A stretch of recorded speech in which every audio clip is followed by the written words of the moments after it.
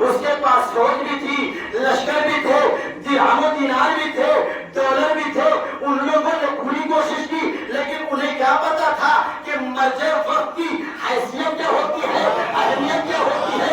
ایک فتویٰ آیا، وہ تو نصف و نابود ہو گئے، لیکن دنیا نے دیکھا وہی ہے جہاں لاکھوں کی تعداد میں، کروڑوں کی تعداد میں لوگ زیارت کرنے آ رہے ہیں. جو زیارت کر رہے ہیں کیا کر کے عزیزان محترم، اسی موصل کا ایک شخص ہے کہ جس کا نام تاریخ نے لکھا جمال الدین. جمال الدین نام لکھا. اس کے ماں باپ نے منت مانی تھی. منت سن لیجئے، جو لوگ کہتے ہیں کہ ہر جگہ دعا پوری ہوتی ہے، نہیں بالکل پوری ہوگی. خدا کبھی کبھی لوگوں کو دیکھ کے آزماتا ہے. خدا کبھی کبھی لوگوں کو دیکھ کے آزماتا ہے. عزیزان محترم، اب اس نے دعا کی. کیا دعا کی؟ کہا پروردگارا مجھے ایک اولاد دے دے. پروردگارا مجھے ایک اولاد دے دے، مجھے ایک بیٹا دے دے. کیوں دے دے؟ پروردگار اس لیے دے دے کہ میں اپنے بیٹے کو بڑا کر کے میں اسے ظاہر امام حسین کا قاتل بناؤں گی. عزیزان محترم، اب جمال الدین نے یہ دعا کی، جمال الدین کے والد نے دعا کی. اب یہ دعا اس کی مستجاب ہوئی. پروردگار عالم نے توجہ چاہتا ہوں، پروردگار عالم نے اس کی دعا کو قبول کر لیا اور اسے بیٹا دے دیا جس کا نام جمال الدین ہے. اب یہ بیٹا تیار ہو رہا ہے، بڑا ہو رہا ہے، بڑا ہو رہا ہے، یہاں تک کہ بڑا ہو گیا، یہاں تک کہ اب یہ بزرگ ہو گیا. اب یہ اس قابل ہے کہ یہ میدان میں جا سکے، لڑ سکے. اب ماں بیٹے کے قریب آئی اور آنے کے بعد کہتی ہے بیٹا میں نے تجھے جس چیز کے لیے مانگا تھا آج وہ اس قابل ہو گیا ہے. تم نے تلوار چلانے کا سلیقہ بھی سیکھ لیا، تم نے تیر چلانے کا انداز بھی سیکھ لیا. اب اس قابل ہو گیا ہے کہ تم میرے کام کو انجام دے سکتا ہے. عزیزان محترم، ماں کی تمنا تھی، دعا پوری ہوئی. یہ بیٹا بڑا ہوا، ماں کے کہنے پر اپنے اسلحوں کے ساتھ نکل پڑا. دیکھیں ہمارے ہاں جو کربلا پہنچی ہے بڑی آسانی سے نہیں پہنچی. عزیزان محترم، بڑی قربانیوں سے پہنچی ہے.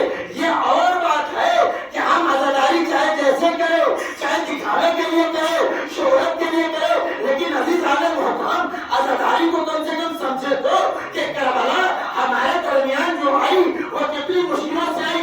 لوگوں نے قربانیاں دی، کسی نے ہاتھ کٹوایا، کسی نے مال و دولت دیا. اس کے بعد کربلا کا پیغام ہم تک پہنچا ہے،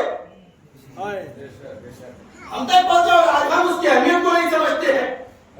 تو عزیزان محترم، اب یہ لڑکا بڑا ہوا، اسلحہ لے کر کے اس راستے پر پہنچا.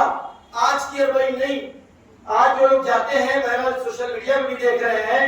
اور اس سال پہلی بار ایسا ہوا کہ میں بھی وہاں پر زیارت سے مشرف نہیں ہو پایا. ایک مجبوری تھی جس کی وجہ سے مجھے رکنا ہو گیا، لیکن میں تو وہاں گیا ہوں، میں نے دیکھا ہے. اور جو لوگ کربلا گئے انہوں نے بھی دیکھا کہ آج کی جو اربعین ہے کوئی ایسا انسان چاہے بوڑھا ہو، جوان ہو، ضعیف ہو، بچہ ہو، کوئی بھی ہو، نظر سے کربلا جو لوگ جا رہے ہیں 2-3 راستے سے انسان کربلا جاتا ہے. کوئی فرات کے راستے سے، کوئی مین راستے سے لوگ جاتے ہیں، لیکن ہر راستے پر ان کا اتنا انتظام ہوتا ہے، چاہے کھانا ہو، پانی ہو، کچھ بھی ہو انہیں ملتا ہے. لیکن اس زمانے کا یہ ماحول نہیں تھا، اس لیے کہ ہم نے کہا کربلا بڑی مشکل سے پہنچی ہے. آج ہم نہیں سمجھ رہے ہیں، لیکن عزیزان محترم اب یہ پہنچنے کے بعد مقصد کیا ہے؟ ظاہروں کا قتل. مقصد کیا ہے؟ مال و اسباب لوٹنا. اس لیے کہ ماں کی تمنا ہے. اب یہ گیا، جانے کے بعد راہ کربلا پر بیٹھ گیا، انتظار کر رہا ہے کہ کوئی کربلا کا قافلہ، زائرین کا قافلہ آئے تاکہ ہم اس کے مال و اسباب کو لوٹ سکے، انہیں ہم قتل کر سکے، انہیں ہم قتل کر سکے. اس پلاننگ کے تحت یہ کھڑا ہے، انتظار کر رہا ہے. تھوڑی دیر گزری، اس نے دیکھا کہ دور سے گرد و خاک اڑ رہی ہے. اس نے اندازہ لگایا کہ شاید کوئی زائرین کا قافلہ آ رہا ہے. یہ درخت کے اوپر گیا، توجہ چاہتا ہوں، یہ درخت کے اوپر گیا. جانے کے بعد کیا دیکھا؟ جانے کے بعد دیکھا کہ زائرین کا قافلہ آ رہا ہے. اب وہاں بیٹھا ہوا انتظار کر رہا ہے کہ قافلہ جیسے جیسے قریب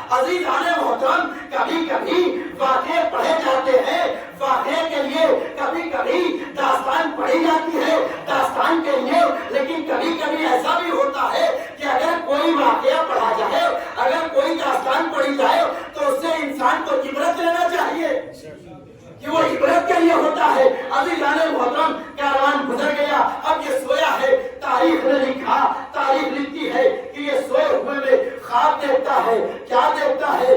محشر بپا ہے، محشر بپا ہے، لوگ سوال و جواب کے لیے کھڑے ہیں، فرشتے کچھ لوگوں کو لیے ہوئے جنت کے سمت جا رہے ہیں، کچھ لوگوں کے لیے ہوئے جہنم کے سمت جا رہے ہیں۔ اسی اسنا میں دیکھا ایک مرتبہ کچھ فرشتے آئے اور آنے کے بعد اسے زنجیروں میں جکڑا، جکڑنے کے بعد اسے جہنم کی طرف لے کے جانے لگے۔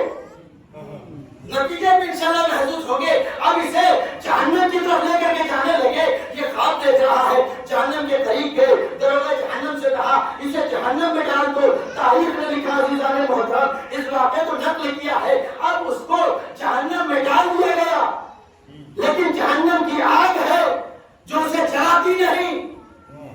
دروازے جہنم نے پوچھا کہ آخر وجہ کیا ہے کہ اسے جہنم کی آگ جلا نہیں پا رہی ہے؟ اسے باہر نکالا گیا، فرشتوں نے بتایا، کہا دیکھو اس لیے اس کو جہنم کی آگ نہیں جلا رہی، اس لیے کہ اس کے جسم کے اوپر کربلا کے زائرین نہیں عزیزان محترم، کربلا کے زائرین کے جانوروں کے قدموں کی خاک پڑی ہے۔ کربلا کے زائرین کے جانوروں کے قدموں کی خاک پڑی ہے، اس خاک کو صاف کیا گیا، دوبارہ جہنم میں ڈالا گیا، پھر بھی جہنم کی آگ نہیں جلاتی۔ ایک مرتبہ فاتح کے دروازے جہنم نے پوچھا آخر وجہ کیا ہے کہ جہنم کی آگ اسے جلا نہیں رہی ہے؟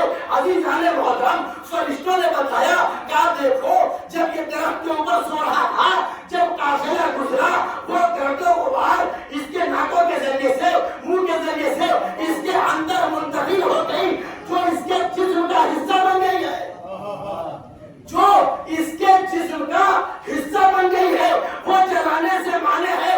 عزیزان محترم، اسی لیے تو میں کہتا ہوں کہ اگر کسی کے اوپر زائرین نہیں بلکہ زائرین کے جانوروں کی قدموں کی خاک اگر پڑ جائے تو جہنم کی آگ اسے نہیں جلا سکتی۔ یہ کیسے ممکن ہے؟ حضرت حسین جب قبر میں جاتا ہے اپنے ساتھ خاک شفا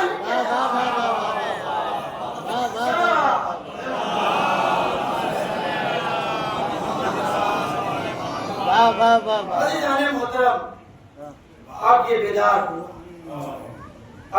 ہوا تو آیا تھا کیا بن کر کے؟ قاتل زہر امام حسین۔